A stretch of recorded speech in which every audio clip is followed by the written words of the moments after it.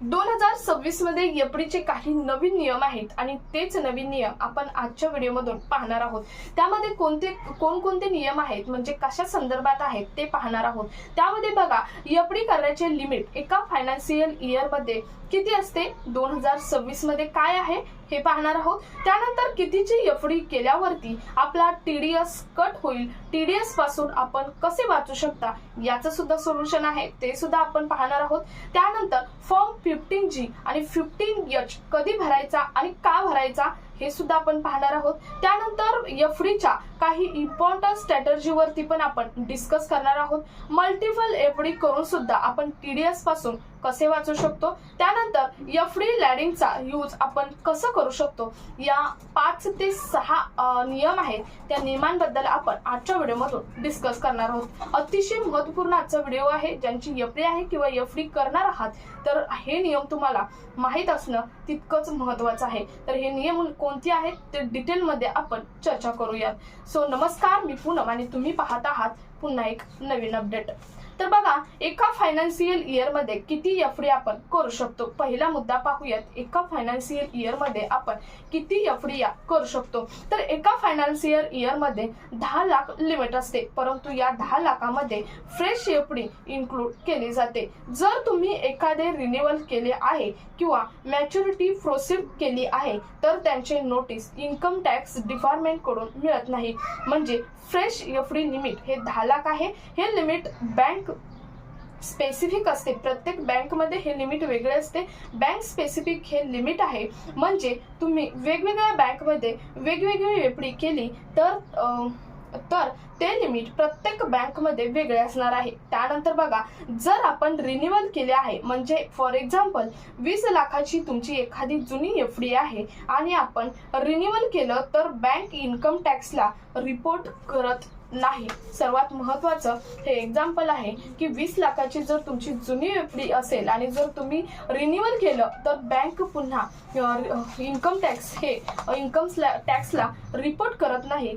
फक्त नवीन FD report केली जाते, जुनी एफडी रिपोर्ट केली जात नाही, तर नवीन एफडी ही रिपोर्ट केली जाते। यावेळी इन्कम टॅक्स हेही विचारते की आपण इतक्या पैशाची एफडी केली आहे, याचा पैसा कुठून आला। तेव्हा तुमच्याकडे कारण नसेल तर तुम्हाला बँक ब्लॅक मनी म्हणून घोषित केलं जातं आणि 84% व्याज हे तुमच्याकडून घेतलं जातं। सर्वात महत्त्वाचा हा मुद्दा आहे। त्यानंतर बघा, टीडीएस चे लिमिट किती असते। टीडीएस चे लिमिट हे सिनियर सिटीजन आणि नॉन सिनियर सिटीजन म्हणजेच ज्येष्ठ नागरिक आणि नॉन ज्येष्ठ नागरिक यांच्यासाठी वेगवेगळं असतं। सिनियर सिटीजन साठी हे लिमिट आहे 1 लाख रुपये, तर नॉन सिनियर सिटीजन साठी हे लिमिट आहे 50,000 रुपये। जर 1 लाखापेक्षा जास्त इंटरेस्ट रेट एका फायनान्शियल इयर मध्ये आपला बनला म्हणजे सिनियर सिटीजनचा बनला तर बँक आपला टीडीएस काटायला चालू करते। टीडीएस हा 10% रेटनुसार बँक मध्ये काटला जातो। जर आपण टीडीएस पासून वाचणार आहात तर पहिले म्हणजे आपण आपला टीडीएस 1 लाखाच्या आत तर ठेवलाच पाहिजे, परंतु दुसरा रस्ता असा आहे की तुम्ही फॉर्म 15H हा यूज करू शकता, पण त्यासाठी तुम्हाला ओल्ड रिजन नुसार 5 लाख आणि न्यू रिजन नुसार तुम्हाला 12 लाख इन्कम लिमिट हे देण्यात आलेले आहे। असे असेल तर तुम्हाला 15H हा फॉर्म भरता येतो, परंतु तो हा वर्षाच्या सुरुवातीलाच भरावा लागतो। म्हणजे वर्षाच्या स्टार्टिंगला, फायनान्शियल वर्षाच्या स्टार्टिंगला, आता फायनान्शियल वर्ष हे एप्रिल पासून चालू होतं, या वर्षाच्या स्टार्टिंगलाच हा फॉर्म हा भरावा लागतो। जर आपला 1 लाखापेक्षा जास्त टीडीएस बनत असेल तरच। दुसरे म्हणजे नॉन सिनियर सिटीजन साठी हे लिमिट मी आता सांगितल्याप्रमाणे 50,000 रुपये आहे, म्हणजे टीडीएसचं लिमिट हे 50,000 रुपये आहे। 50,000पेक्षा जास्त आपल्याला टीडीएस मिळत आहे तर आपला टीडीएस बँक काटणार आहे। म्हणजे 50,000पेक्षा जास्त टीडीएस मिळत असेल नॉन सिनियर सिटीजनला तर बँक ही टीडीएस आपला काटणार आहे। यापासून आपल्याला वाचायचे असेल तर फॉर्म 15G चा यूज करू शकता। सिनियर सिटीजन साठी 15H तर नॉन सिनियर सिटीजन सिनियरसाठी 15G फॉर्म हा यूज करू शकता।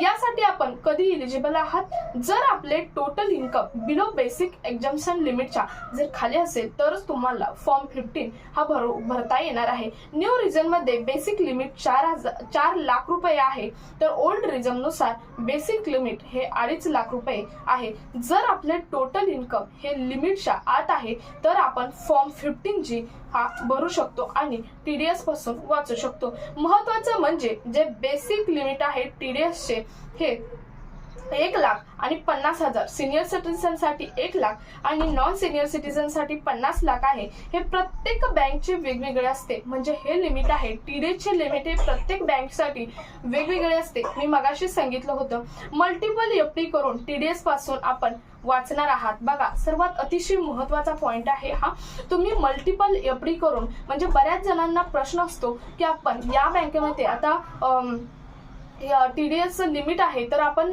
या प्रत्येक बँकेमध्ये TDS केला तर असं एकत्रित लिमिट पकडलं जातं का, तर नाही। तर प्रत्येक बँकेमध्ये तुम्ही मल्टिपल जे FD आहे ते FD करून TDS पासून तुम्ही वाचू शकता। जर आपण आपल्या FD लिमिटला डिवाइड केले तर मल्टिपल बँकमध्ये असे केल्यास तुमचा जो TDS आहे तो वेगवेगळ्या बँकमध्ये वेगवेगळा होणार आहे। म्हणजे सिनियर सिटीजन साठी 1 लाख रुपये TDS चे लिमिट आणि नॉन सिनियर सिटीजन साठी हे 50,000 रुपये TDS चे लिमिट आहे। परंतु जर आणि हे लिमिट सुद्धा प्रत्येक बँक मध्ये वेगवेगळं असतं, म्हणूनच तुम्ही एकाच बँकमध्ये FD न करता तुम्ही जर वेगवेगळ्या बँकेत FD केली तर तुम्हाला TDS पासून नक्की तुम्ही वाचणार आहात। कारण जर तुमचं TDS समजा एका बँकेत तुम्ही 2 लाखाची FD केली आहे आणि एका बँकेत तुम्ही 9 लाखाची FD केली आहे, तर दोन्ही मिळून 1 लाखाच्या वरती तुमचं TDS आहे तो TDS जाणार आहे। आणि हा TDS 1 लाखाच्या वरती गेला तरी तुम्हाला काहीच प्रॉब्लेम नाही, कारण तो वेगवेगळ्या बँकेत TDS आहे। त्यामुळे जर एकाच बँकेत तुमचा 1 लाखाच्या वरती सिनियर सिटीजन साठी आणि नॉन सिनियर सिटीजन साठी 50,000च्या वरती जर TDS गेला तर तुम्हाला प्रॉब्लेम येऊ शकतो, तुमची बँक हा TDS तुमचा काटणार आहे। शिवाय त्यामुळे तुमचा TDS कट होणार नाही आणि यावरती तुम्हाला इन्शुरन्स पण मिळणार आहे 5 लाखाचा। म्हणजे प्रत्येक बँकेमध्ये तुम्ही जर समजा 2 बँकेमध्ये तुमची FD केली असेल तर दोन्हीही बँकेत तुम्हाला इन्शुरन्स हा मिळणार आहे आणि तो 5-5 लाखाचा इन्शुरन्स हा मिळणार आहे। म्हणजे मल्टिपल FD करण्याचे फायदे अधिक आहेत। एकाच बँकेत FD करण्यापेक्षा जर मल्टिपल तुम्ही FD केल्या तर तुम्हाला त्याचे फायदे अधिक मिळणार आहेत। त्यामुळे समजा तुम्ही 2 बँकेमध्ये FD केल्या असतील तर तुम्हाला दोन्हीही बँकेमध्ये 5-5 लाखाचा इन्शुरन्स सुद्धा मिळणार आहे, म्हणजे इन्शुरन्स कव्हर सुद्धा मिळणार आहे। त्यामध्ये हेल्थ इन्शुरन्स, ऍक्सिडेंट कव्हर सर्व सँक्शन होणारा इन्शुरन्स हा तुम्हाला दोन्हीही बँकेमध्ये मिळणार आहे। त्यामुळे आपल्या व्हिडिओच्या आजच्या या पूर्ण व्हिडिओवरून एकच तर्क असा आहे की TDS याचं लिमिट आहे, त्यामुळे आणि प्रत्येक बँकेसाठी वेगळं लिमिट आहे। त्यामुळे TDS वाचवण्यासाठी पुढे जाऊन 15H 15G फॉर्म भरायला त्यासाठी सुद्धा तुमचं इन्कमचं लिमिट आहे। एवढं करत बसण्यापेक्षा तुमचं जी FD आहे ती FD तुम्ही वेगवेगळ्या बँकेत करा। एकाच बँकेत FD न करता वेगवेगळ्या बँकेत केल्यास तुमचा TDS तर कट होणारच नाही, परंतु तुम्हाला प्रत्येक बँकेमध्ये जो 5 लाखाचा विमा आहे तो विमा म्हणजेच इन्शुरन्स सुद्धा मिळणार आहे। सो अतिशय महत्त्वाचा हा FD संदर्भातील आजचे हे नियम किंवा TDS संदर्भातील डिस्कशन आपण आजच्या व्हिडिओमधून केलेला आहे। तुमचे काही प्रश्न असतील तर कमेंट बॉक्समध्ये नक्की विचारू शकता। हा व्हिडिओ जास्तीत जास्त ठिकाणी शेअर करा। भेटूयात पुढच्या एका नवीन अपडेट सोबत, तोपर्यंत धन्यवाद।